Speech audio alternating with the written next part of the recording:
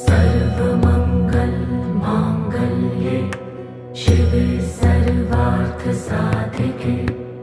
शरण्ये त्र्यंबके गौरी नारायणी नमोस्तुते।